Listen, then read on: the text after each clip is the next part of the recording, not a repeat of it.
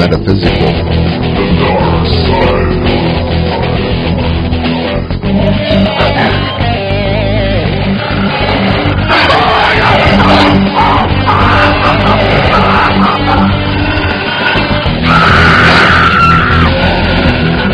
Haunted houses, I like anything horror, genre, all of it.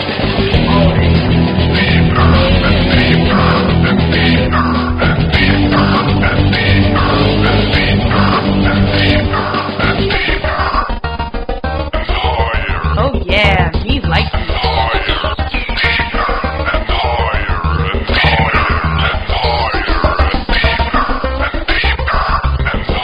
You mean I could go mad?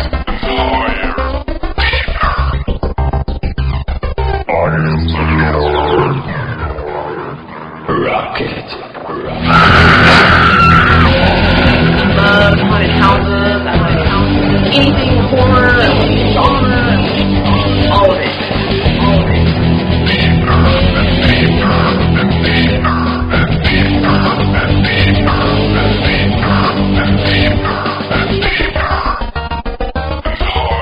Oh yeah, me like it.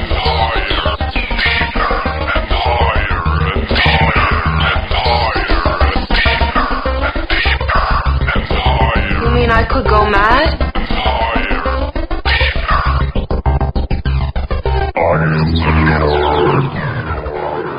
Rocket. I'm shaking. The Church of Mabus. Oh, I'm stoked. I'm ready.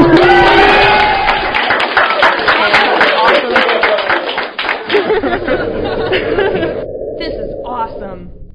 Whoa. Did you hear? Listen to The Church of Mabus. Whoa. Welcome back to Church of Mabus Radio Show. Coming at you live. Lotta. It echoes out there and just hopefully we cool with us. And Jay. Hopefully that's been out in a second. There it goes. All right, well, this month's just been terrible. But we missed 3 shows in a row, and I'm going to explain why we did that briefly.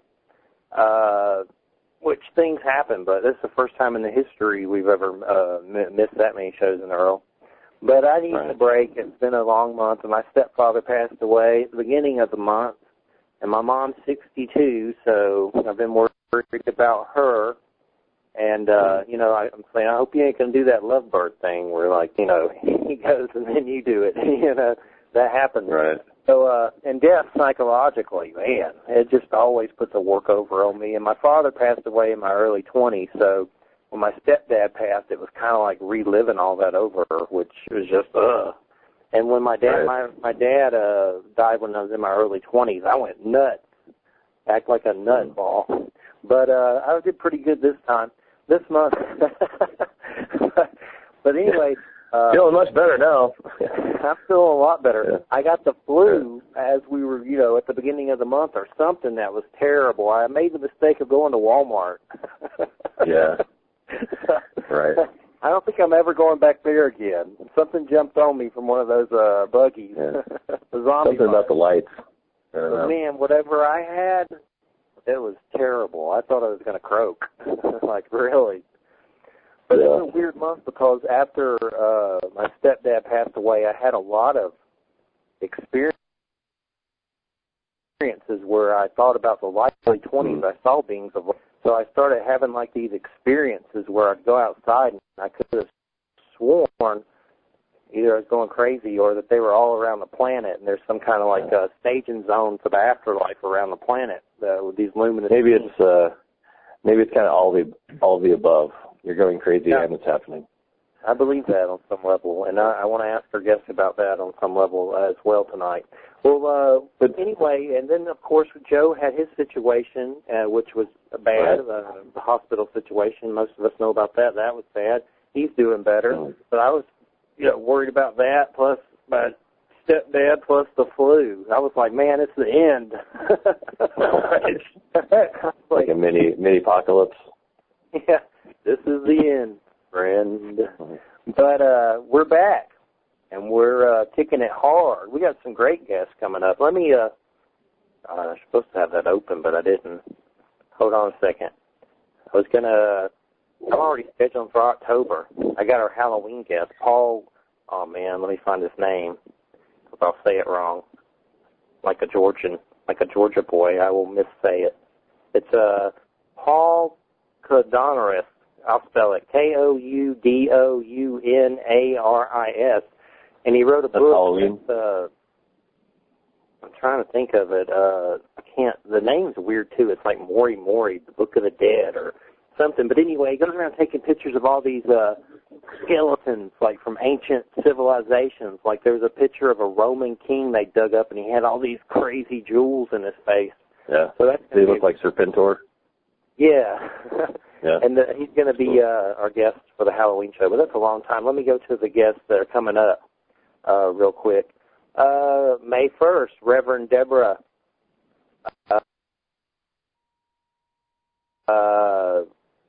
She's going to be talking, she's got some pretty wild alien things going on. May 8th, Cryptozoology with Dave Coleman. And I believe White Doyle, his partner is going to be there. And we're just going to be discussing their new book that's totally about cryptozoology. Cool. May 15th, Dave Coleman's pretty awesome. Yeah, I love Dave Coleman. Yeah. It'll be his third time. Third time here. May 15th, Pamela Necarato Lefredo. Man, I'm having terrible trouble with names. A muffalado is a delicious sandwich. Pamela Necarato Lefredo. She'd laugh at me, but she's going to come on. We're going to talk some smack about MUFON. May 22nd, Connie Willis from Coast to Coast AM. I got her rescheduled. May 29th, Garnet Schulhauser and Tracy Wardlow. That's a UFO panel show. Just we'll go over June real quick. June 5th, Don Miguel Ruiz Jr. We're going to be talking about his new book. June 12th, Are You Serious? This is this dude's real name, Are You Serious? And Jay Cornell, and then there's a book about transhumanism from Red Will Weiser. Thomas John, I think he wrote a book. I'll have to dig up. I'm trying to remember what his book is. I believe it's about Course in Miracles. If I'm wrong, slap me.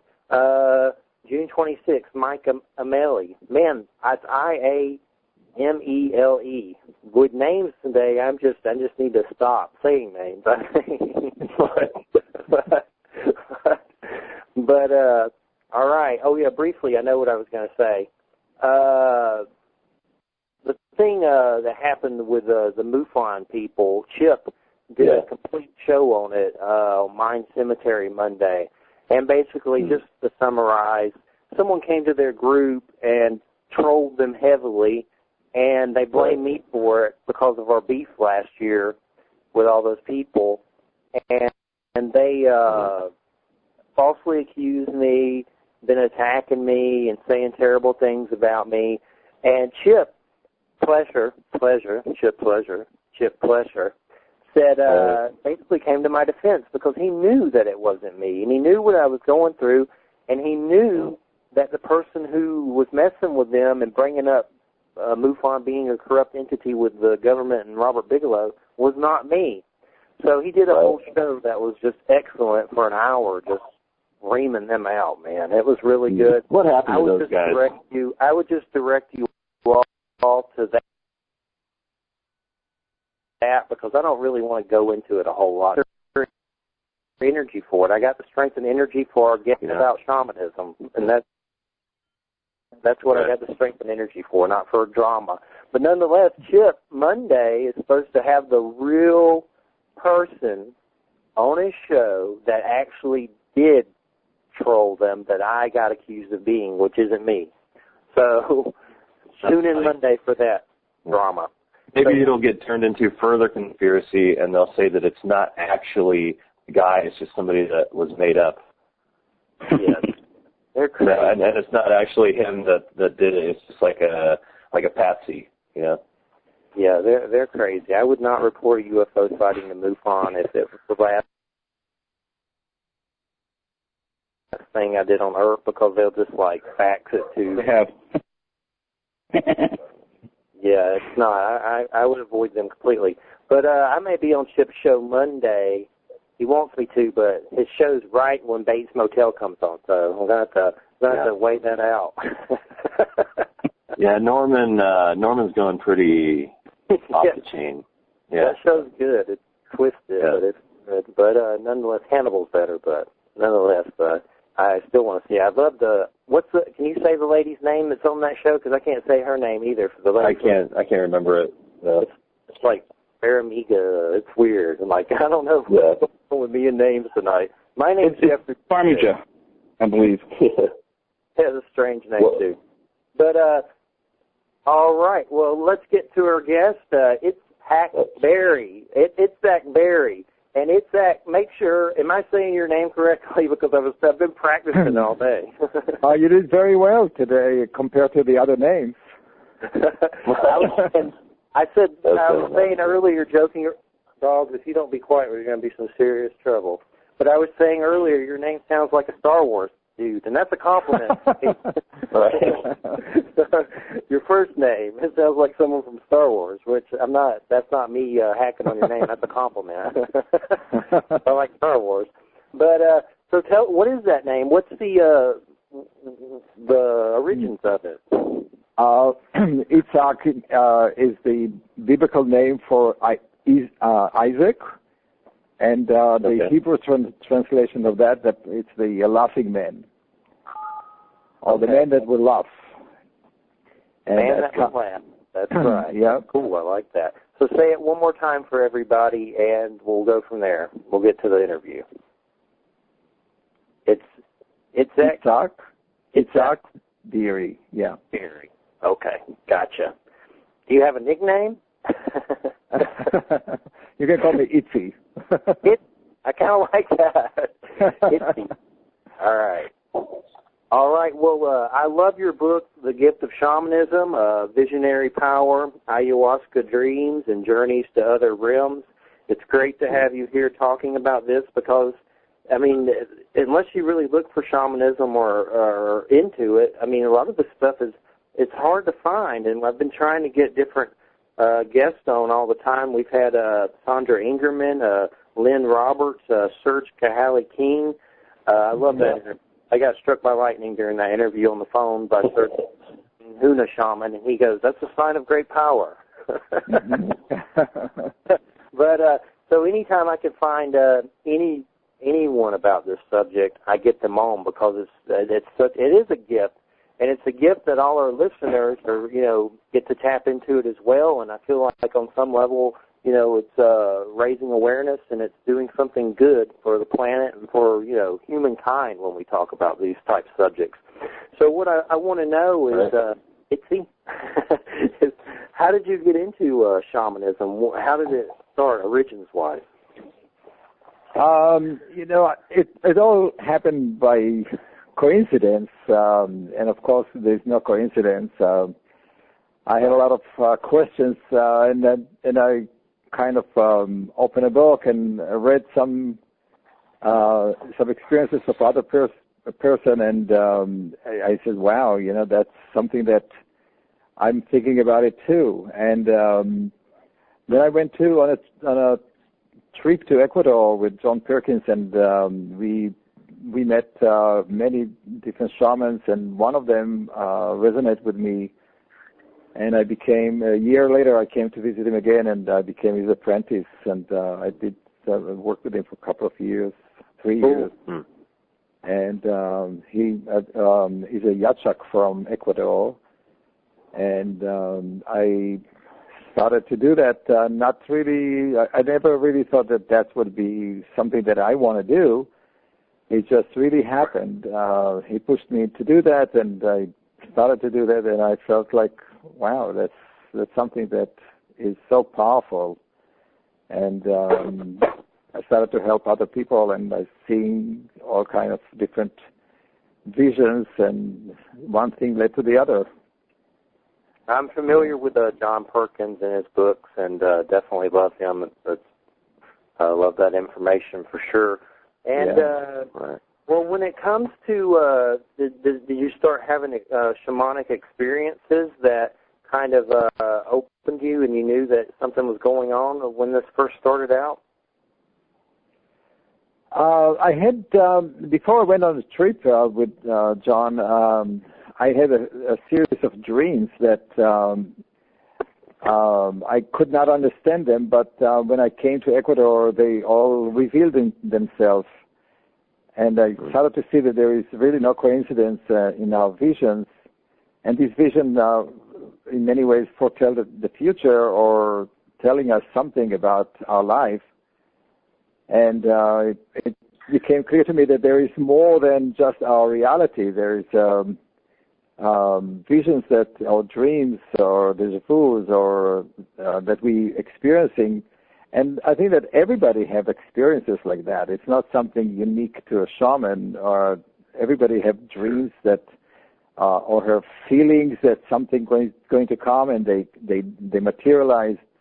And really, the book, The Gift of Shamanism, is really about that. It's about encouraging people to talk about their visions and their dreams, and see the connection between our life here on this earth and the unseen world, that they do interact with each other and make a difference for people. And so that's really the purpose of this book, is to tell people my stories, but through them to encourage them to share it with to share their own experiences and to take them seriously, and make their life better through that. So in your experience, I've had shamanic experiences too, and if I listen to the voices, I'm a shaman as well. But that's what I wanted to ask you. I've always heard that, I don't think this is probably true on some level, but that a lot of people say that you shouldn't go around saying you're a shaman, or certain shamans say that. Does everyone that you know or everyone that you come across, or you yourself, do you go around just saying, I'm a shaman? Is that pretty normal for everyone? Well, mostly every person have shamanic experiences.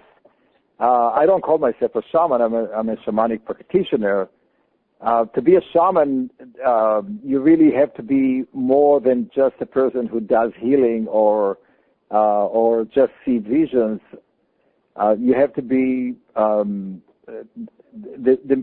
the real meaning of the word shaman comes from the Tungus tribe in Mongolia, Siberia, and it really means the keeper of the fire. It means the person that is in charge of the well-being of a community, the keeper of the songs, the history.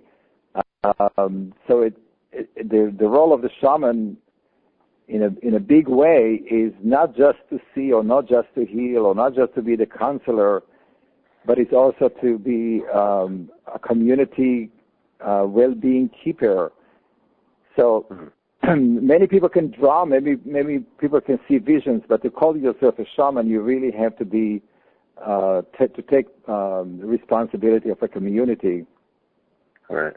It sounds kind of like you'd have to be a source of inspiration naturally, and just something like that. Yes, and so to be called a shaman, usually it's the community that you take care of calls you a shaman, but not many shamans never really call themselves shamans. So it's something that they just do. It's a role that they just take up because it's or something like that. Yeah. Yep. Yeah. I got into shamanism in my early 20s, and that's when I found the universe, so to speak. And then a year or so later, my dad passed away, and then I started looking into a lot of spiritual topics, from shamanism to druidism to all sorts of anything I could get my hands on. And I started to have a lot of weird experiences. I saw beings of light, like I was talking about earlier. A lot of UFOs, witnesses somewhere else. And I had a lot of one time I saw Native American ghosts just standing in my room with me, and it scared me, and I ran outside. But I've always studied shamanism, but I've always felt uncomfortable saying, "Oh, I'm a shaman, dude." It just feels weird. It doesn't feel right. I definitely think, like you said, everybody has the shamanic powers on some level. But one thing I'm curious about, what are some of the otherworldly experiences you've had? Because I see that you speak about spiritual entities that are both evil and benign, and that you've seen some of these spiritual entities. What can you tell us about that? Well, in certain shamanic traditions, they believe that there are spirits that are roaming freely in and around the universe, looking to manifest themselves through other people. In the Brazilian tradition that I study with my teacher for 12 years, it's called akuras, and they come in different shapes and forms, and they are independent forces. They are not necessarily come to reside in your own body, but they are attacking or coming into play with different people. So there are some traditions that they don't believe in evil spirit or independent entities. Some traditions believe that it's all come from our own imaginations or our own fears, that we create that. But in my personal experience of doing healing work for people who come here to do extraction, and I do see them. I have this ability to see, and I've seen them quite a few times. And with the shamanic healing techniques, you can get rid of them, send them away, or do extraction of those entities. So do these energy entities have a consistent appearance, or are they unique based on the individual? Sorry? Do these energy entities that you're drawing out of people, do they have a consistent appearance, or are they unique to the individual that you're drawing them from? Well, these entities come in different shapes and different forms, depend on the situation for each person. Some of them come in forms of certain animals, and sometimes they come in certain shapes of humans, and they shape-shift sometime too. They're not necessarily one way. They appear one way or the other. Right. It just is kind of and do they? I would think they would. If they come in forms that you're familiar with too, right? Like, for instance, like if somebody would think an angel or a devil or something like that, I think they kind of, from what I've heard from different people, they kind of react to like you or something on that level. Do you think that's true? It's hard to tell how they come and how you see them.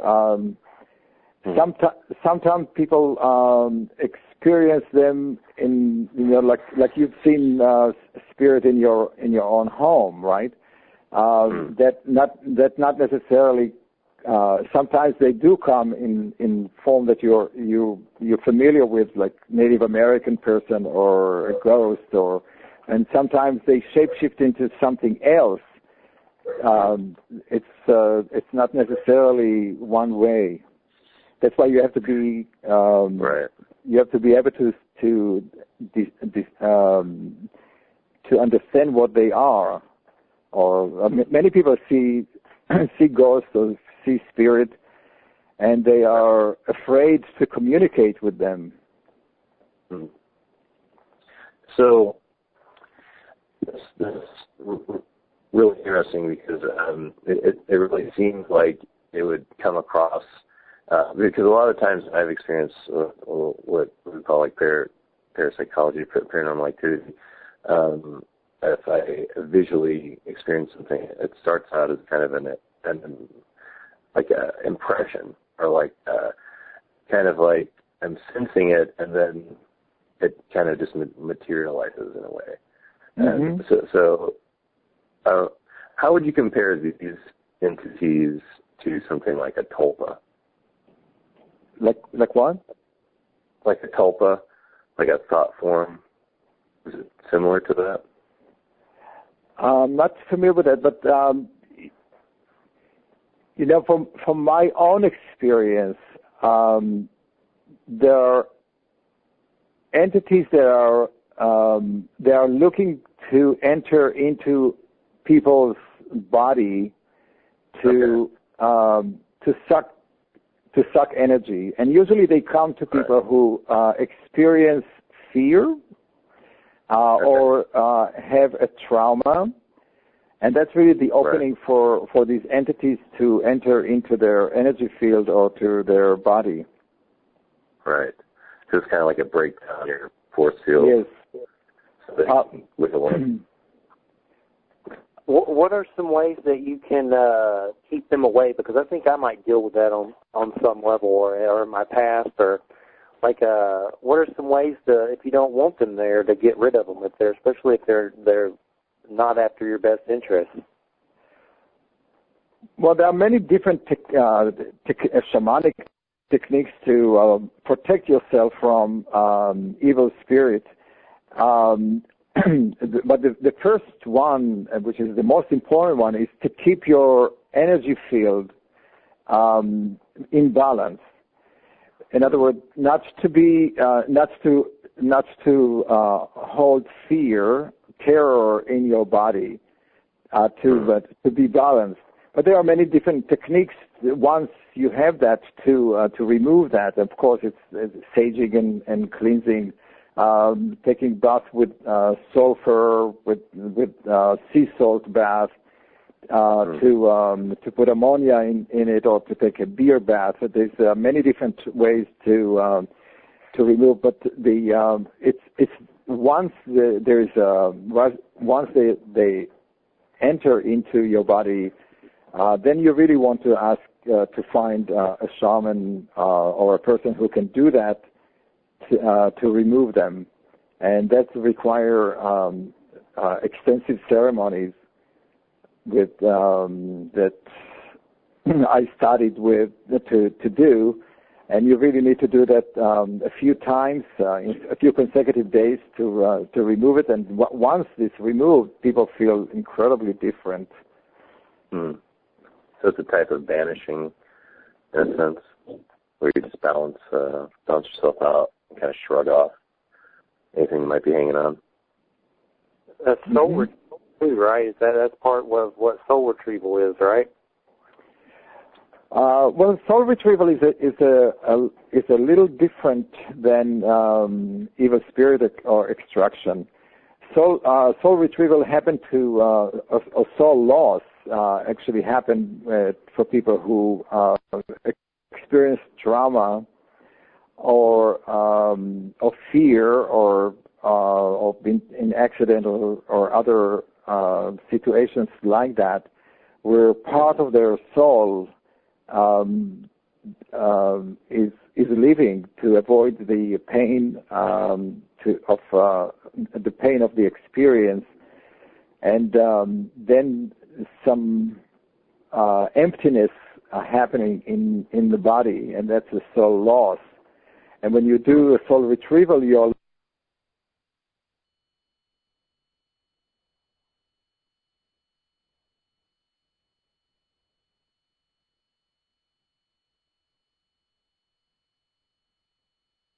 looking to find that energy back to the person's body.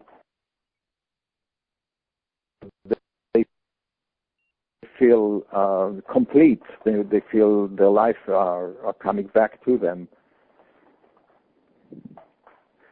Gotcha. And in your intro, it says, I'm going to ask you this, and then we're going to get Jay. You're still there, right, Jay? Just making sure. I'm here. Okay. I thought you were, but after this, we're going to let you take over for a minute, or so, more than a minute, of course. But I see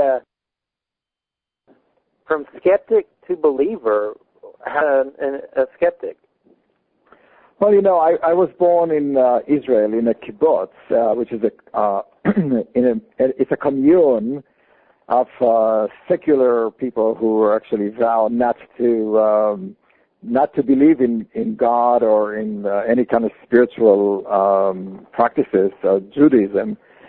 So for us, religion or spirituality was not something that we practice or we look down upon. So for me, questioning every experience like that was pivotal for me. I was born, I guess, skeptic or questioning all these experiences for many years. I was afraid to be taken. So when I had these experiences, I tried to dismiss them. I tried to see that it's not true, that maybe I just made them up, or But you know, as I experienced them more and more showed up in my life, I could not dismiss them anymore. And that's why I started to write these stories in many ways, and partly because I wanted to record them, but also part to convince myself that these stories are true. And one thing that I did to make sure that they are correct is that every time that I experience events like this, I had a dream about someone, or I had a vision of something, or I saw something in shamanic journeys, I immediately called the person that I was the subject of that vision and asked him or her if it's true. And when these experiences, when the answers kept on coming that it's true, I could not anymore deny it. I had to say that, you know, something is going on there. There are interventions of spirit from the other world into our life. And I use it a lot in my work. You know, I see vision and I speak to spirit. I ask them questions and they give me information about my clients, and I relay them to the clients, and they always say that it's true. This is exactly what happened. And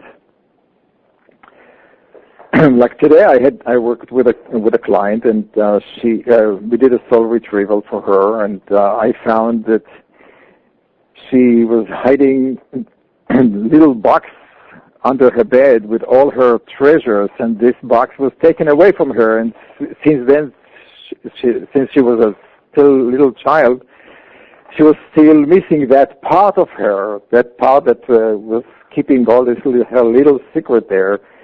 And we brought that piece back, and she was incredibly grateful to that information. So, yeah. I love this. I love this information. It's like I get excited. Jay, what do you want to ask? Well, I thought I had an idea what a shaman or shamanism was, but after hearing you guys describe it, it sounds more like spiritual.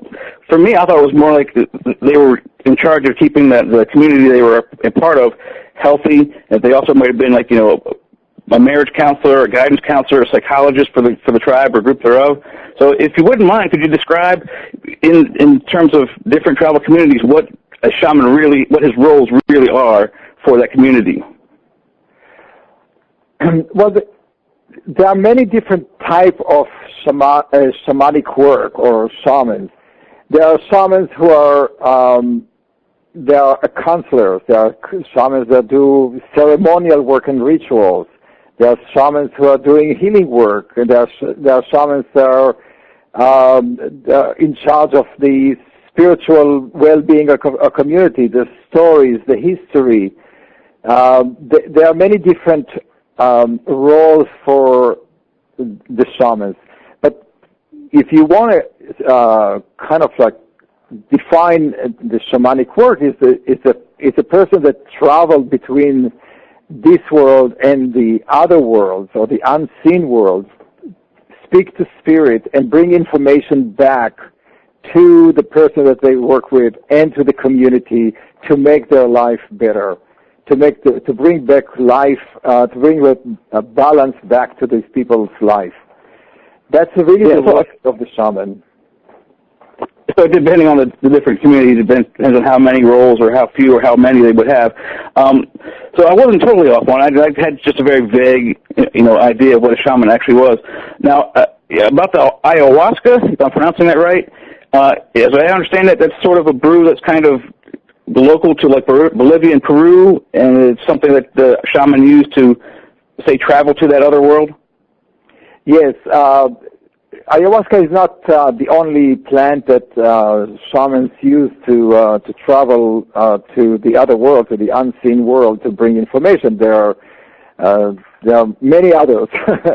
Ayahuasca is used is a vine that grows in the Amazon, in Peru and Ecuador and Colombia and other places like that. The climate is hospitable for that, and it's the bark is peeled off the vine and is cooked with chacarona leaves. Both of them create the chacarona has a DMT which creates visions, and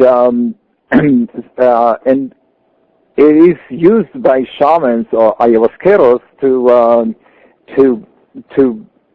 for healing. Not necessarily just for vision. The ayahuasca, the main purpose of using it is to create purging of and cleansing the digestive system. It's very bitter, and it kills parasites and viruses and bacteria that are growing in the stomach. And through the ceremony, people vomit or discharge of all the what we call negative energy or the block, the emotional and physical blocks that they are carrying in their body. The other side effect of that is the visions, and the vision is the come from the plant, or and they are connecting you to the matrix of the universe, and bring you visions for your life, or to understanding the cosmology of the world, or how the world works. Any messages, personal messages for yourself. It's a very powerful brew that in many cultures it's done or prepared differently, and the ceremonies are differently. We just had a good question in the chat room, and you described some of the physical side effects. Are there any spiritual side effects, whether negative or positive, to using ayahuasca? Well, the spiritual effect of it is that you really connect with the matrix of the universe.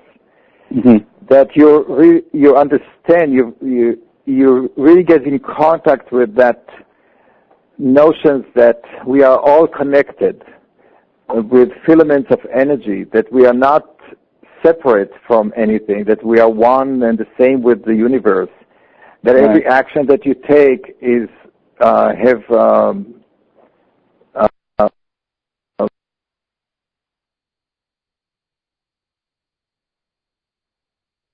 vibrations that affects others. The important part of the ayahuasca is the feeling that you are connected to the universe, that we are one, and you're not separate from plants, from trees, from the animals, from water, from the jungle. I think that's the message from ayahuasca. But then again, you have visions that are specific for each particular person. It depends on the intention of the person that takes the ayahuasca, what it comes into, and many people experience differently. It works differently for each person, depending on where he or she is in her life at that particular moment. Some people see a lot of visions. Some people don't see visions at all, but they have feelings. Some people feel incredible happiness and joy. Some people have a very, very strong and evil experiences. They meet aliens, and they meet other entities that are come in different shapes and forms. It's not you can't really tell when you go into it what you're going to come out of it. Well, I've never done ayahuasca, but I have done DMT. I wish ayahuasca grew in Florida, let me tell you. It only grows in South America, right? Where does it? That's the only place? It is.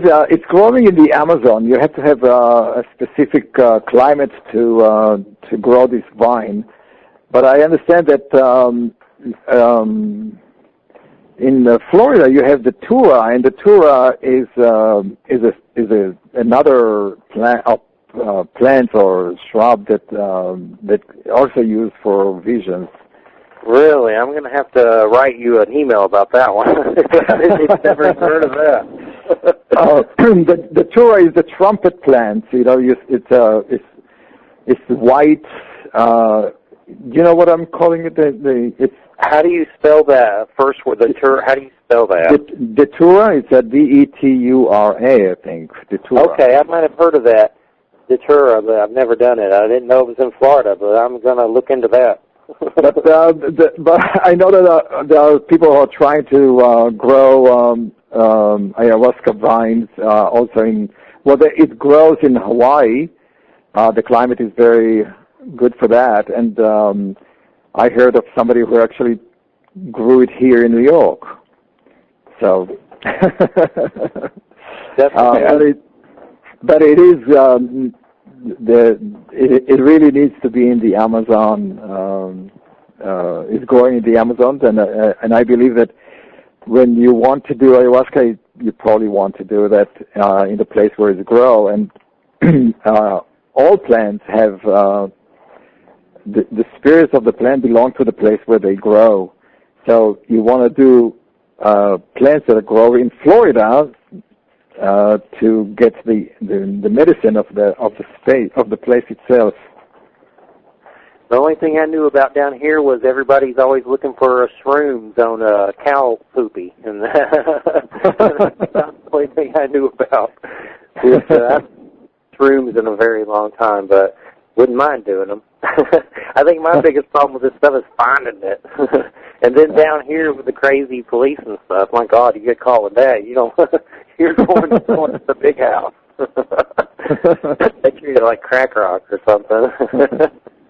But I'm kind of curious to your thoughts on death. What do you think happens when someone, when they die?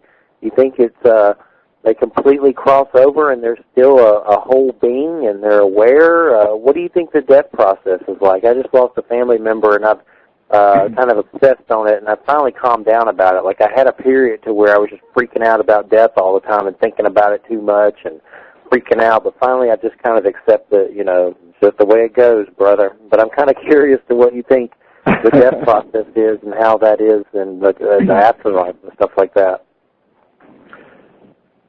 In the shamanic tradition, we look at everything that is in what we call the middle world, the world that we live in now, that's the world that we experience in the five senses, as a world of dreams, as a world that does not exist, because everything that is in this world is made of energy. Our body is basically water and some calcium, magnesium, and other chemicals. All plants, all trees, all rocks, all water is all atomic particles that are running in different shapes and different forms. So the only thing that really permanent is our soul. And when a person leaves that realm, what we call reality, the soul leaves and travels. So death is the death of what we call death is a transformation of the physical body, but the soul continues to leave. There are many different belief systems about that. That some soul transfer into trees or to animals, or they shapeshift into other things, and some souls coming back on their own decision to re-experience, to rework on their life purpose on this earth. So death is not real in the shamanic tradition. It's just a transformation. It's a way for the soul to move on to a different mission. If that makes a consolation for you. I'm just kind of curious because I think I forgot that. Yeah, I did forget to ask you. You were born in Israel, right? What is your background race-wise? Like, I'm trying to figure that out. You were born in Israel? I was born in Israel too. My parents were born in Poland and Belarus or Russia. They are Jewish, and my great-grandfather was a Kabbalistic rabbi and a healer. He dealt with the questions of the good and evil and the fight or the struggle between the two forces of the universe. I only found out about it 3 years ago after I was doing this work. I found some person from our family found some letters that he wrote, or somebody wrote about him. And so maybe some parts of his soul went to me. You never know. But I think that the shamanic experience or these experiences have no race or no particular specialization to any. It's with every person on this earth. If it makes sense. I see that you had some experiences. We're going to go on break in a little bit for about eight minutes, and then we'll come back for the rest of the show. But we got a little bit of time left. I see you had some experiences with balls of light. I also have seen balls of light many times. You did? Yes, I have, and wow. I've seen them. I see them in the sky a lot, way up, but I've seen them really close too. Like I've seen some leaving my house before. Like it looked like they were just flying away from my house, like they visited it. Kind of curious what about your experience with that, and what do you think those are? Well, I can't really explain them much because I was very young when that happened, but it was a reoccurring dream, and I'm not sure if it was a dream or something that it was really true. I saw these two ball of light chasing each other and circling in the sky, and at the end one swallowed the other, and that was a common dream that repeated itself for many years. I never made sense of it. It could be what you think it is. It could be something else. I never really made a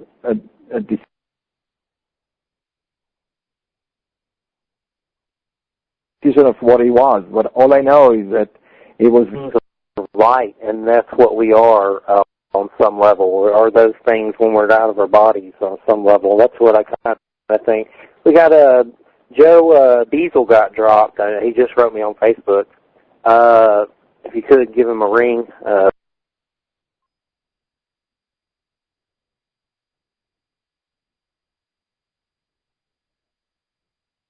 But let me know if you still need his number. Let me see, balls of light, and also Lynn Roberts, who was on here recently. She just wrote a book with Sandra Ingerman. she was talking about all these different tribes seeing these balls of light in the sky, and she studied with different tribes from Siberia to all over the place, and they talked about seeing red and blue like balls of light. I've seen those too before. Actually, I had friends see them too. At the same time, my friend goes, "It seems like you're attracting them," and I was in my early 20s, freaking out. It wasn't just if that was the case, but yeah, I think that's a common shamanic experience. Yes, if you, I spend a few weeks in the Amazon every year, and then when we were in the depths of the Amazon in Brazil, during the night when there was no lights around, there's no lights there, but when the moon was dark, you could see these balls of light traveling between the trees, and that's quite an amazing experience to see these energy balls moving in and around the trees in the darkness. They believe that those are spirits, and there could be spirit of the dead or the ancestors, or that could be spirit of the animals that were dead there. There could be spirit of the land. That it's definitely an experience that you want to go see. I don't know if we've had Artie Six Killer Clark on, her ARTY Six Killer Clark, and she has a book called Sky People, and she went down there to South America and gathered from a lot of the Mayan descendants in South America all these stories of UFO stuff, and it's a pretty interesting book. You should check it out. It's pretty interesting, some of the stuff these people, these different people from the villages and stuff told of these stories, and man, there's some weird stuff. And they're all very real. My Brazilian teacher, Ipupiara, talked about it as a matter of fact. The people in the Amazon, in the Rio Negro area, they live with that as part of their life. They don't think that that's very strange. Actually, his tribe is called the people of the stars. So they have a very strong connection to this phenomena, and they know that other cultures are visiting them quite frequently. Definitely, and we'll have to get into that some more when we come back. We're going to go on break right now for about 8 minutes, and Itzhak Beery's book is The Gift of Shamanism, Visionary Power, Ayahuasca Dreams and Journeys to Other Realms, by Destiny Books, and I believe that's an offshoot of Inner Traditions, because that's how I hooked up with you, isn't it? Yeah, Inner Traditions. And we'll be back shortly, and you're listening to the Church of Mabus radio show. Itzhak and everybody, just don't hang up, and we're going to go on break, and we'll be back in about 8 minutes. All right, we'll be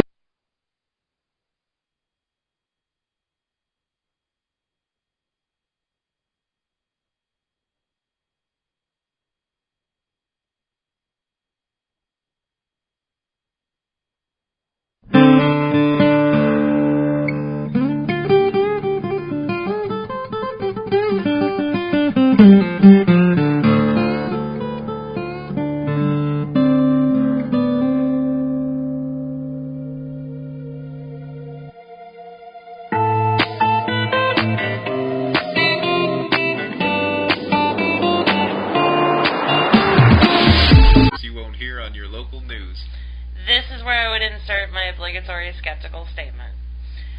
The Mind Cemetery, where the paranoia about the paranormal comes to rest. Follow us on Twitter and subscribe to us on Facebook. Also check us out on our website, mindcemetery.com, for show updates and the critically acclaimed Mind Cemetery blog. It's not critically acclaimed, but you should check it out anyway, mindcemetery.com. Whoa! Did you hear? Listen to the Church of Mabus radio show, hosted by Jeffery Pritchett.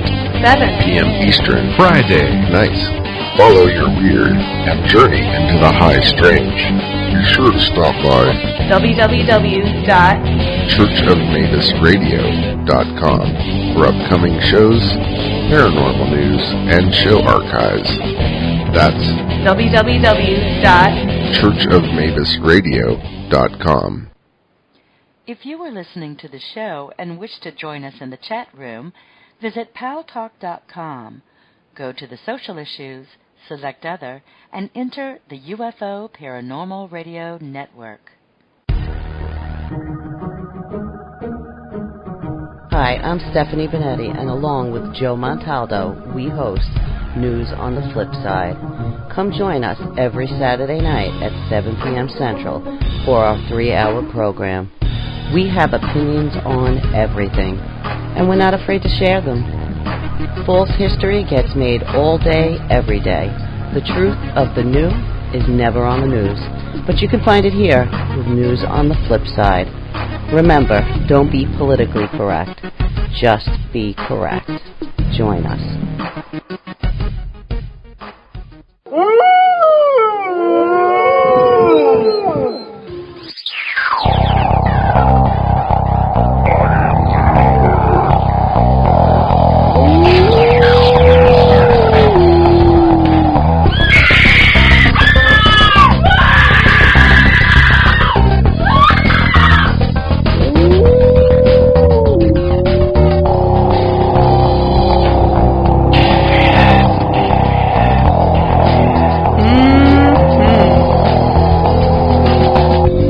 Church of Mabus. Into the light.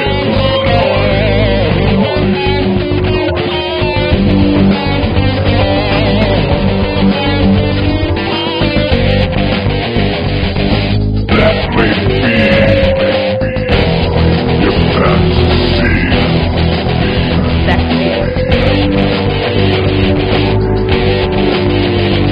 Metaphysical. The dark side.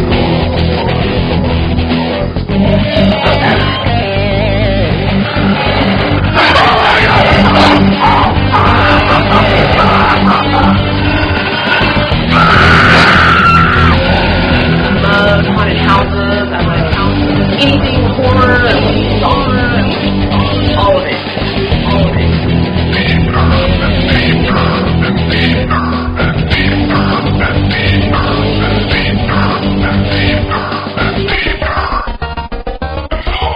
Oh yeah, me like it.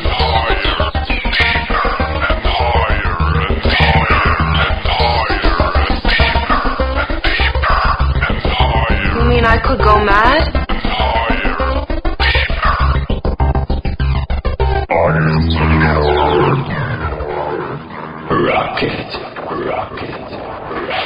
I'm shaking. The Church of Mabus. Oh, I'm stoked. I'm ready.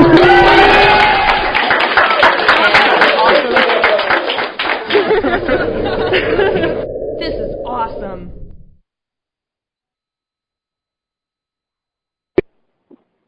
Welcome to the Church of Mabus Radio. We have our guest with us, Itzhak Beery, books The Gift of Shamanism, Visionary Power, Ice Dreams, and Takes to Other Realms. And hopefully that little echo's going to go away. Sounds like I'm in a cave. That's right. Let me see. Okay, I know what I was going to ask you. I was looking, I got it marked in your book when I was reading it, your section on candle reading. And for some reason it made me remember a weird experience I had back in my wilder days. I know I was partying and messing with some kind of psychedelic. But now if I was to do, I don't know if I can do psychedelics. I'll end up in the emergency room because I'm a little chubbier these days at 40. But what happened is I remember looking at a candle, and there was a flame, and it was almost like I merged with the flame, and my body became the flame, and there was a big burst of light, and I looked down. First I looked out the window, and there was I think it was a Chinese man putting out a fire outside in his garbage can in the yard over, and then and there was a window closed and everything, so there's no way the fire from him came inside. Well, maybe on a spiritual level, but right. a Siamese cat too, and she was singed, and it was almost like something weird happened with me in that flame. I remember having some fake magazine. There was an article about trial by fire or something weird, or maybe I almost spontaneously combusted. It scared me, but I'm not sure. I combusted the Persian cat. That was a long time ago, and it was really weird. I don't think I've ever talked about that on the show before, but that candle reading chapter kind of made me remember that, and it's something I haven't thought about in a long time. But what is candle reading exactly? The tradition of reading fire or the flames of fire is a very old tradition that you can find in Guatemala, in Bolivia, in Ecuador, and other places in the South America. They look at the flame and they talk to that. They connect with the movement and the texture and the direction of the flames. And they receive messages from the flame. I was in Guatemala at the end of the World celebrations in 2012, and I've seen that over and over again. How people are concentrating on the flames to receive information, and it's the same thing in the candle reading, which is used by many shamans in Ecuador. And what we do is we ask people to brush the candle over their body, and the wax is absorbing the person's energy, the physical energy, emotional energy, and spiritual energy. And once you light the flame, you can concentrate on the flame and you can start seeing visions. Those visions could be of the well-being of the person, the health-wise or mental, and some of them you can see people who they are engaged with. Could be ancestors, it could be places where they visit and all of that. And I teach that to people how to read candles. It is something that my teacher from the Itzhak from Ecuador was doing so fantastically, and I could not understand how he does that. And it took me 2 years sitting behind him to really understand how he does that. But now I teach it for people in the North and Europe. I teach it in a weekend workshop, and the results are amazing. People are able to diagnose sicknesses and emotional sicknesses and the well-being of people quite surprisingly. So what you are looking for is you're looking for the direction of the wick, the colors, the scheme of the flame. You're looking at the drips of the wax, and each color and each texture have different meaning, a different symbolism that you can decipher it, and you can tell the future or the past or the consistency of the person.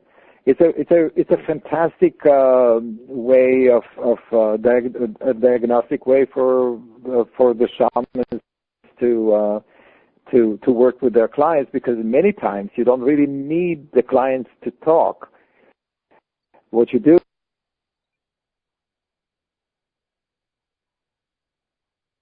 is you ask them to brush the candle, and then you light it, and you can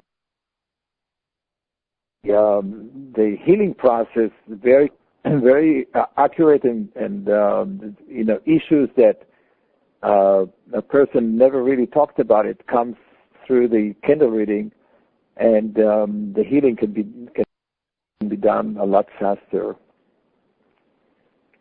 What about the shadows that are around because of the fire? Like, do you ever interpret anything like from the reflections of the shadows outside of the candle? Yeah, you can interpret the shadows. You can interpret the direction of the flame, the size of the flame, the height of the flame, the color within the flame, because you can see that there are blues and you have greens and purple, and you see the brownish and the clouds and all of that. And it comes from the philosophy or the understanding that around each of us, or there is an energy field that is surrounded with a shield, and it's just like a balloon that each person carry around them. And in that particular energy balloon, we store our memories, and we store our traumas and feelings and events of our life, and some ancestors.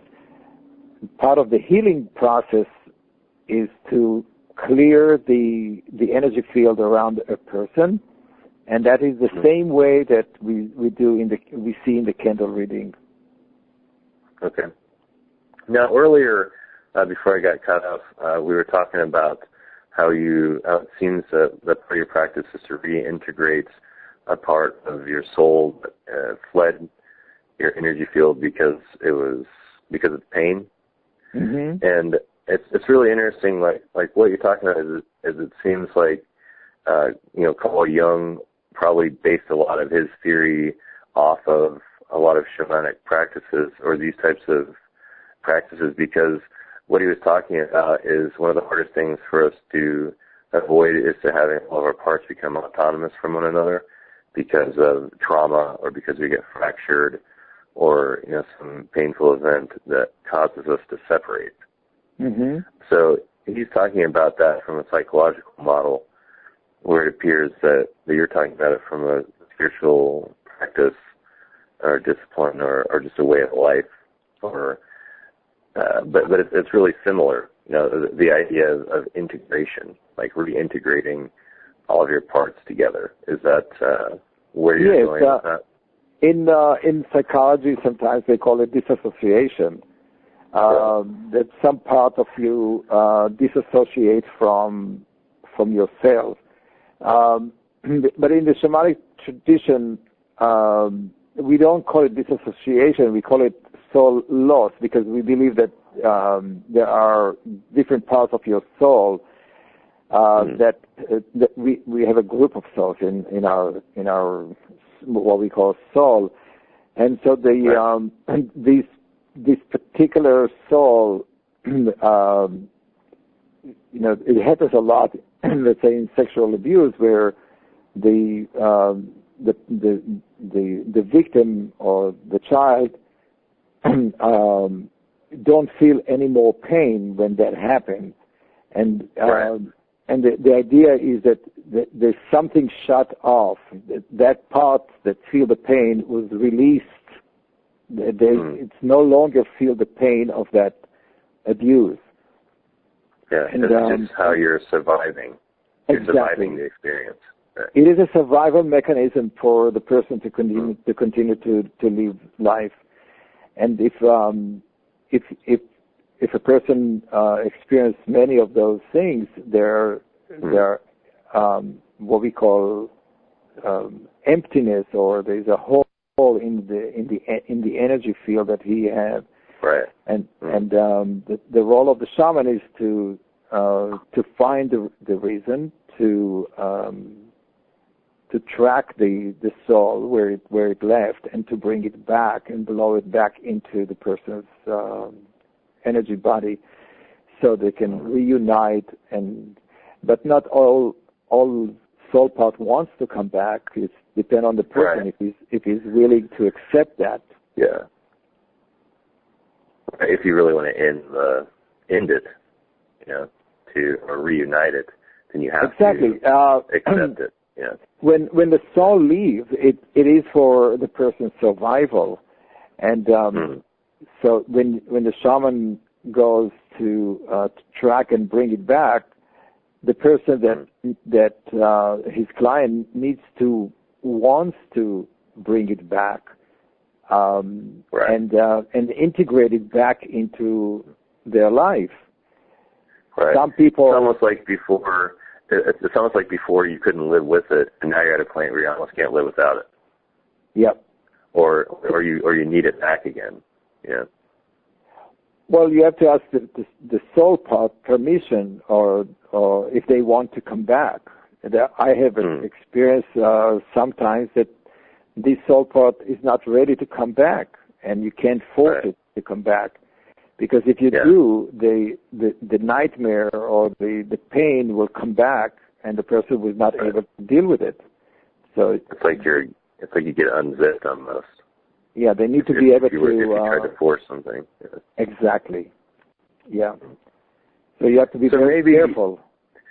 Right. It seems like maybe part of the reason why everybody can potentially exhibit shamanic powers or abilities but aren't necessarily shaman is because one thing that most people have in common is that we all experience some type of a trauma or life-changing events. Mm-hmm. You know, so maybe that's what helps everyone relate to each other in that way, and then also relate to themselves in the same fashion. Yeah. Yeah, you're right. What about holographic experiences? What is that?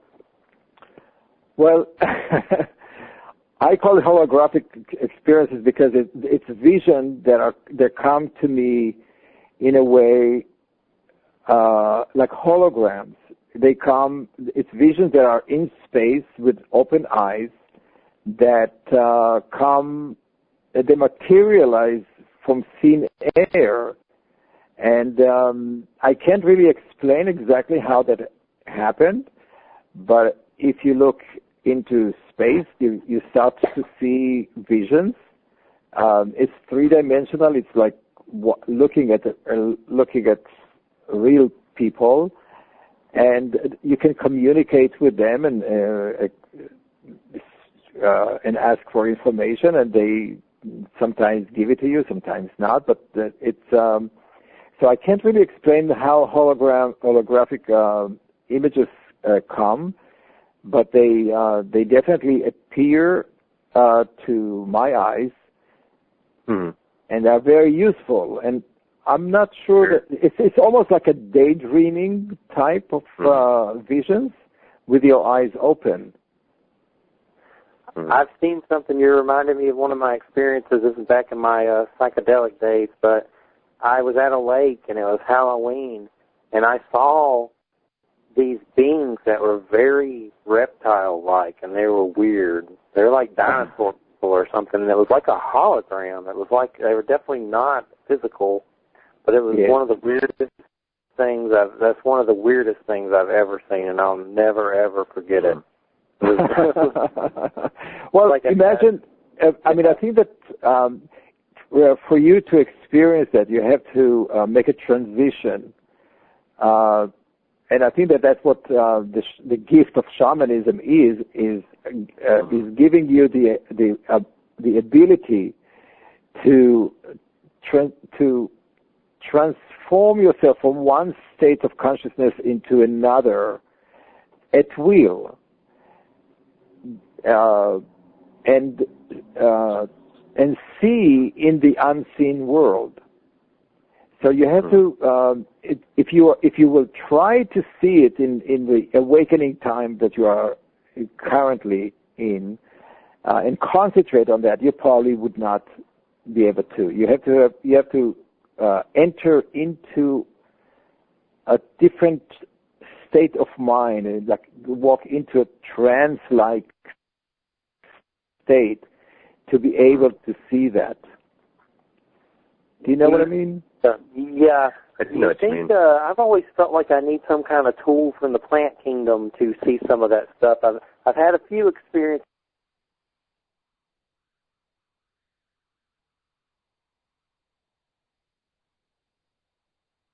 instances where I wasn't like that at all, but sometimes it just feels like I have experiences like that, or is it pretty common for you just to have them just plain butt old sober? I think that many people experience visions like that when they are daydreaming, when they are losing this on what we call reality. They're transforming themselves into, or they're dreaming. They experience it and they dismiss it. They say, "Oh, that could not be it," But I think that a lot of people have naturally have experiences like that. And in the book, I really want people to see that this is totally legitimate. It's okay to dream, to transform from one place to the other, to transcend, that it's okay, that it's not daydreaming. You have to remember that as children, when we are daydreaming, and children do daydreaming quite often, adults always tell them, stop daydreaming, right? Be real, be real, be real. Yeah. Well, that's cut off the spontaneity of children, or their ability to, and for adults, to trust that what they see have meaning. Right? So I think or just to let your daydream, it's sometimes, I love to daydream and space out and imagine things. And I do that like any opportunity that I have. But yeah, I just think sometimes people just don't let themselves do that. Yeah, one thing, the reason I was asking is because in Michael Harner's newest book, Cave and Cosmos, which is really good too, he talks about not needing anything for those kind of experiences, that you can use a drum. And when I first read that, I was like, a drum? Like, I've listened to drumming and stuff like that, but like he was telling stories about, shamans just using their drum and traveling to, other locations and stuff. I was like, man, I need a drug. I don't know if a drum. Well, the drum helps. The drum's very powerful. What do you think about the drum? Well, in certain cultures, shamans use drums. In some cultures, they use rattles, and some they use sounds of chants or the icaros or other vibrational instruments to help us enter into the shaman state of mind. And the idea is that the vibrations of the drums or rattles or others, lowering the wavelength of our brain, it takes us from the beta, which we are now, into an alpha state, which is like a deeper state of brain waves. And that's really the state of consciousness that we are talking about. You lowering your vibrations of, and it's very much like meditation. When people meditate, after 15, 20 minutes or so, they're losing track of space-time, so they can enter into a different consciousness. And with a drum or rattles or song, it's a lot easier, faster to get into. But in many cultures, shamans train themselves, and I think that's what happened to me too, train themselves to lower the vibration of the brain without any assistance of drum or other instruments, or without ayahuasca and other plant medicine. And that's really what the power of the shaman is, to be able to access this state of mind whenever he or she needs to do it without going into a preparation. Right. You might have to do it instantly, if you're in a situation where you have to defend yourself or defend someone else, or you know what I mean. Yeah. And it really seems like in my experience, a lot of times, like using a drug or using a tool or a trapping just helps me make a connection to an idea, which then changes my consciousness, which then allows me to see more clearly or more creatively or to become more receptive.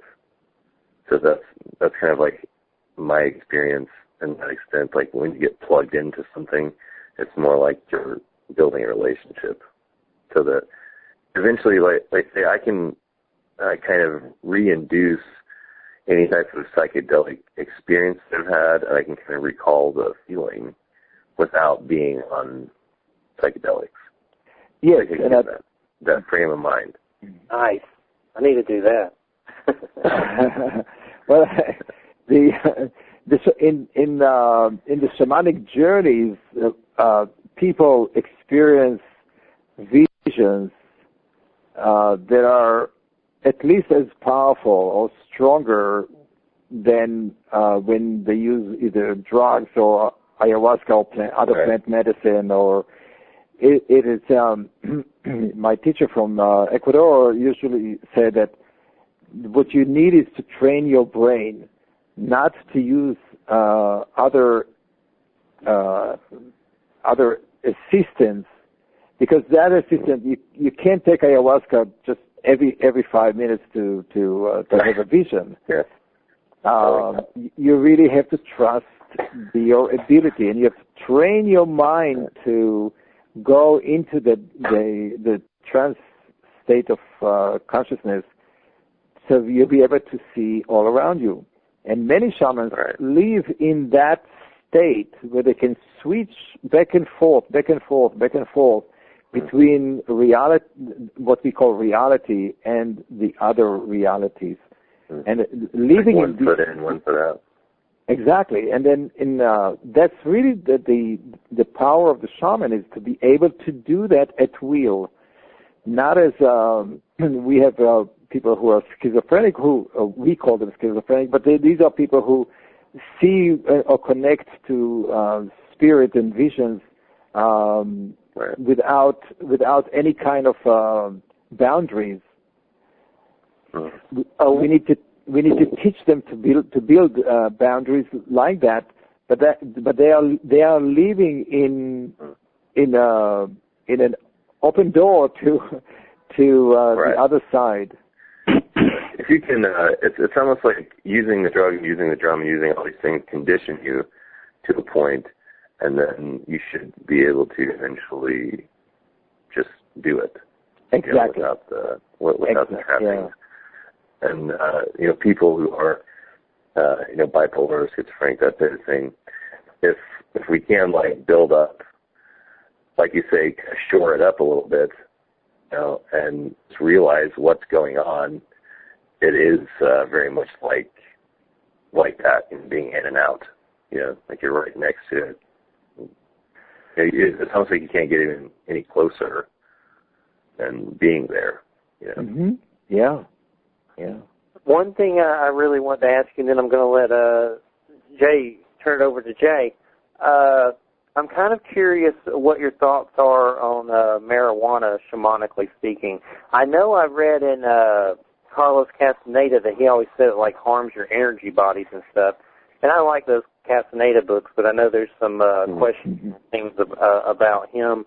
Not to talk ill of the dead, but I interviewed Amy Wallace, who is the author, Irvin Wallace's daughter, and he was involved with Castaneda, and she wrote a book called Sorcerer's Apprentice, and it goes into crazy, weird cult abuse, crazy stuff. So I'm not always sure he's the best go-to on everything, but I still respect his work. But he obviously, if any of that's true, he had some madness that was kind of crazy and out there. But I'm kind of curious what do you think about marijuana as far as plant medicine? I mean, what do you think about it? Well, it is a plant medicine. You can use it in, like any plant medicine, you can use it or abuse it. So, for some people it works, and for some people not. Some people get very paranoid. Some people get very bad experiences. Some people get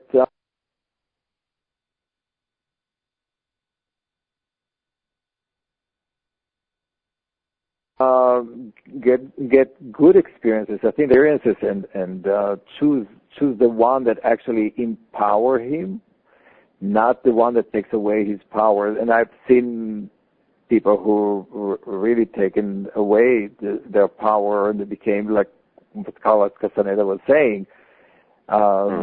It's not empowering. You become enslaved to them. So, but on the other hand, I don't think that every person that takes San Pedro or ayahuasca is always becoming more powerful. I'm not quite sure that, and I think that they're in the ayahuasca field. I'm not sure that taking more ayahuasca and using it, every day or very often is actually making the people more powerful. Wears them down probably on some level. Their sensories and stuff, I would think, doing it. I think that happens with pot too, in my experience. I think I only like to do ayahuasca once. And then I think that's all I would need to do it if it was going to do anything to help me. Yeah. I'd probably freak out on it, but I've done DMT before, but they call that the businessman's acid trip. Real quick. Yeah.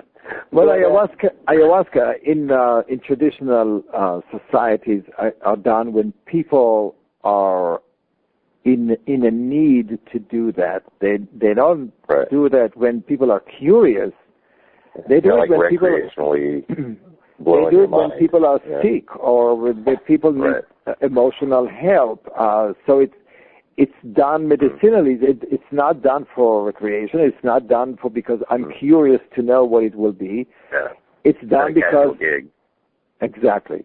So I think that what happened now is that people are curious. They want to try it. They don't have any background in working with spirit or encountering spirit, and they go cold turkey. And some of them get really bad experiences. Okay. And because they don't know how to integrate them. Right.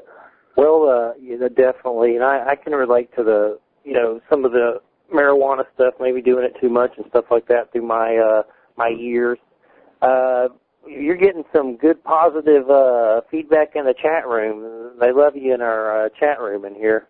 We're enjoying it too, of course, heavily. That's what I was saying. We're like students getting schooled by the shaman dude. That's great.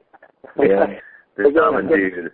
Some mad props in the chat room, so just letting you know. We're going to let Jay take over for a second. I mean, not a second, but a little longer than that. Go ahead. Yeah, I'm learning a lot, too. I had a much broader view of what a shaman or shamanism is now. But just before the break, you briefly mentioned the tribe and the shaman that you trained with. They're called the People of the Stars, and you said they were aware of other beings and or civilizations in the universe and or galaxy. How exactly are they aware of that? Was it through shamanistic experience, or was it physical, like, flesh and blood, creatures to creature kind of a meeting, or maybe both? How do they know there are other creatures in the universe besides this one planet? Well, if you live in the Amazon and there's no other source of light, and you see these, you see them coming down at you, and they light the Amazon in the middle of the night, you know that it's not coming from here. It comes from other places, and they have so many stories about that that it's for them it's part of life. It's a fact. It's not something that they guess that is happening, or they don't need to. They live with that. They live with that experience. It's like they live with the dolphins in the river. They know that it's there. There's no questions for them because who is going to come, and they usually the sources are coming in very fast, and they leave very fast, and they're either hovering over the Amazon, and then they leave. So for them, it's not a spiritual experience. It's not a shamanistic experience. It's really part of life, part of nature. Of course they are. Of course they are. And for them, it's not even a question if they just know it's there. They see it. Yeah. So it's a physical experience with them. It wasn't through like shamanistic or ritual that they contacted these other civilizations, but just from their viewing these creatures or these beings, these spaceships coming down to Earth. Now, have you yourself, have you had an experience with the UFO, or have you seen another civilization through your shamanistic experiences? No. I wish I did, but I mean, I went to the Amazon many times, and I was hoping to encounter that. Never did. I'm sorry. I am really sorry that I did not have that experience. I don't know how I would react to it, but I personally never did. But, you know, my teacher had experiences like that, but he was native, so he grew up in places like that. So he had experiences like that. And that people think you're... Oh, sorry. In that Artie Six Killer Clark book, Sky People, she talks about some of them tell stories of these big blue giants coming down and stealing women, man. That's freaky to think about if that's even true at all. I don't know. I don't know about that. You know, all I know that these they talk about, you know, those creatures coming down from their vehicles and examining people and taking people up. I mean, it's part of their everyday stories. I don't know about blue people. Probably bad thing, though. I mean, I've never seen that, so I can't. If I've seen, I mean, that's part of being skeptic. I only write in the book things that I personally experienced, you know, like past life or dreams or holograms or soul retrieval, things that I personally experienced, because if somebody would tell me the stories that I wrote about, I would probably think that he's crazy. Mm-hmm. So I needed to verify. I cannot take away my experiences. So it's really the experiences I write about is experiences that really happened, and I could verify that they are absolutely true, and they were, you know. So and I think that's part of why I wrote this book. I think it's also because our society now become more and more digitally oriented, and most of our information comes from flat screens and iPhones. We have all the information there, and we're creating virtual reality and virtual communities, and our life ourselves, we don't really experience them. And the shamanic gift is to allow ourselves to re-experience life like what it used to be, so we can really live life fully. And I think I call this the big shutdown of the senses, because you can only experience it through your senses and through your sixth sense. And the shamanic experience through all these beautiful ways, the techniques to vision, allow people to reconnect with that magic or with that mystery that is so important for our life.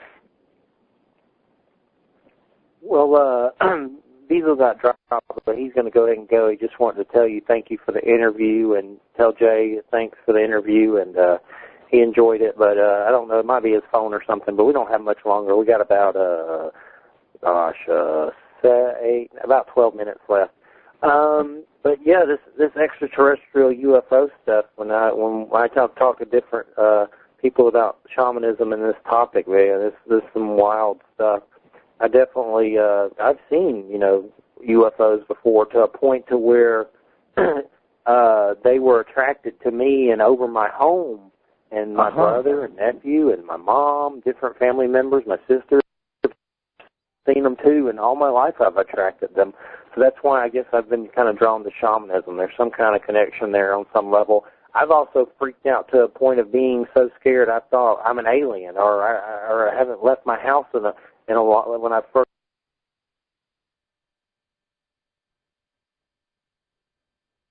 started happening, I was afraid to leave my house. But I don't remember ever anything weird like being taken and, you know, the whole probe scenario. Like, if that happened, they totally just mind-wiped me, and I don't remember a damn thing at all. but I have seen some UFOs really low, and I've wondered, man, are they, like, sucking me up there? I don't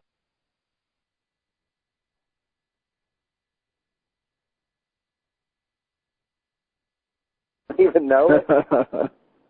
There's no telling. I can only talk about it if I experience it, and since you experience it, you should really talk about it and spread the word. I think it's very important. Well, you know, in the shamanic tradition, we know that we are not here alone. That is not something that is a question that humans here are not alone. And we, in many shamanic traditions, they all talk about people that come from the stars, and they know which stars they come from, especially in the Amazon, because they are so open to the sky at night. They see. Have you been to the Amazon? No, I haven't. No, me neither. I'm in Florida. It feels like it. I'm sure. There's no other source of light than the stars and the moon, and so your experience of all the celestial bodies are personal, and when you see the lights coming, then you know that the light's coming. It's not something else. So they have a very strong connection to the people from the stars. Definitely. Yeah, and it's like you said, there aren't that many civilizations on this planet that don't have some story or some creation myth that has something to do with star beings or beings from off the planet. So it's not, and again, like you said, it's not a question whether we're alone or not. We actually are. It's just a question of whether or not, when we discover it and let the whole public know that there's more than just us in the universe. And as far as I'm concerned, it's a question of, it's an unverified fact.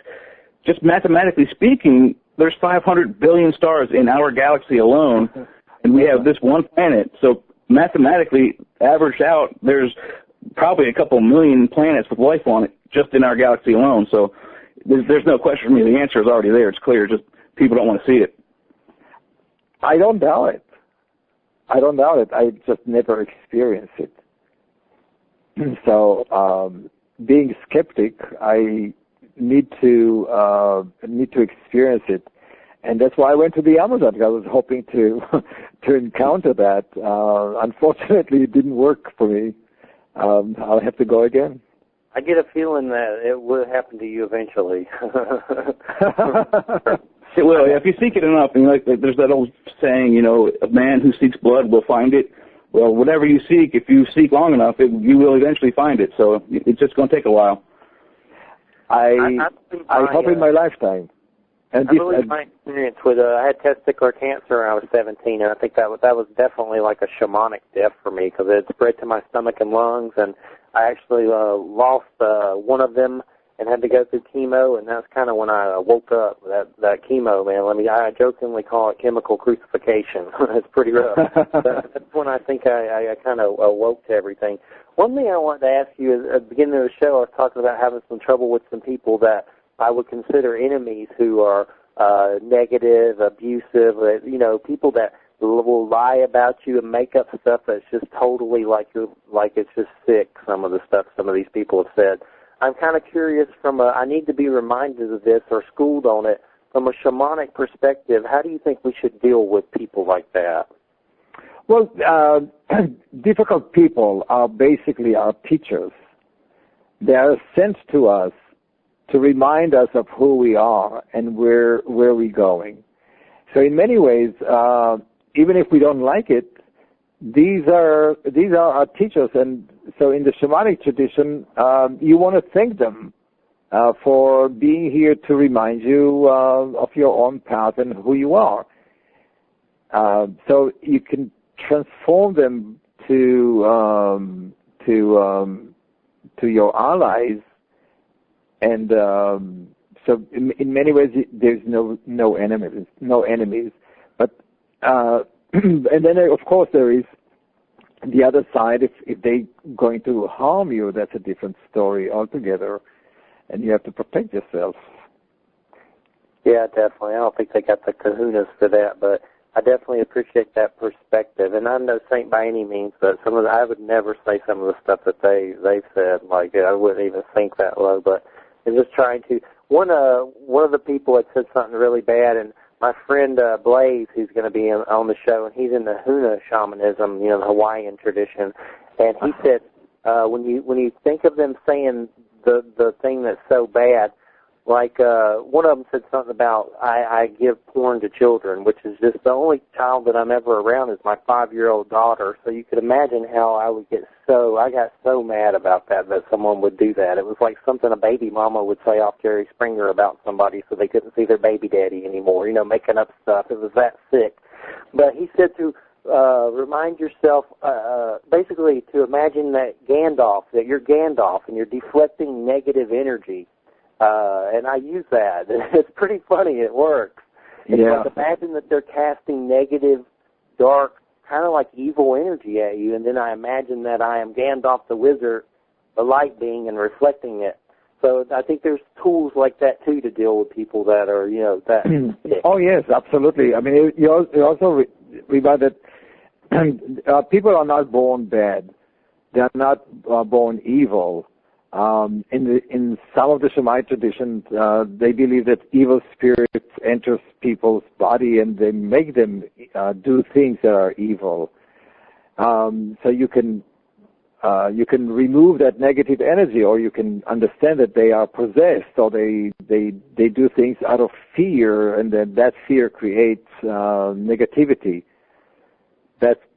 So if you can protect yourself, create shield around you, or do all the protection technique that I told you earlier, you can send this negative energy away. And many times we ourselves invite this negative energy into our life, and we have to take responsibility for that too.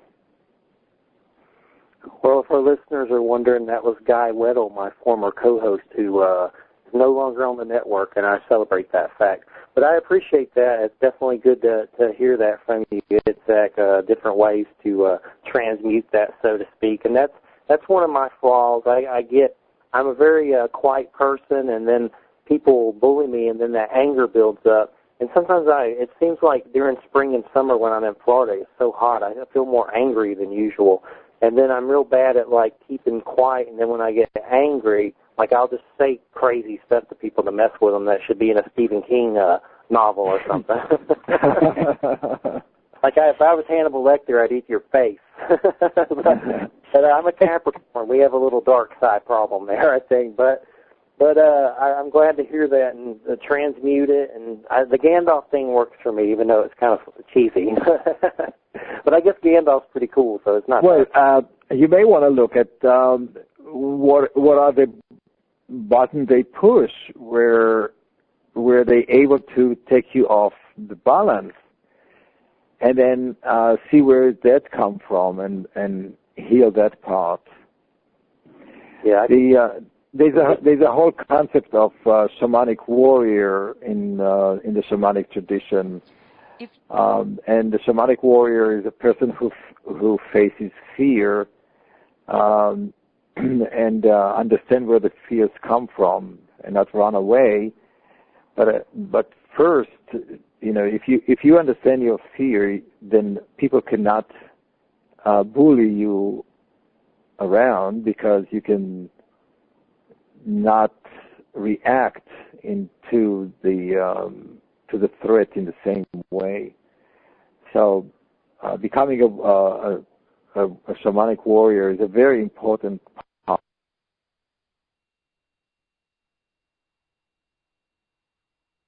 of the healing work that we do. I just wanted to thank you. It's been an excellent experience. I've really enjoyed it, and our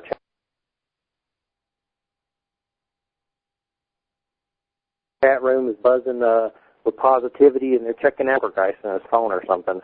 But Jay, of course, we've enjoyed it. Jay's had some great questions. Do you have a website or anything like that? My website is my name, itzhakbeery.com. And the Gift of Shamanism have a Facebook page. You can come and visit that. And you can please like it. And if you have questions, you can send me questions through my either Facebook or from my website, and I'll be happy to answer people's questions. And that's I'll spell his name ITZHAKBEERY.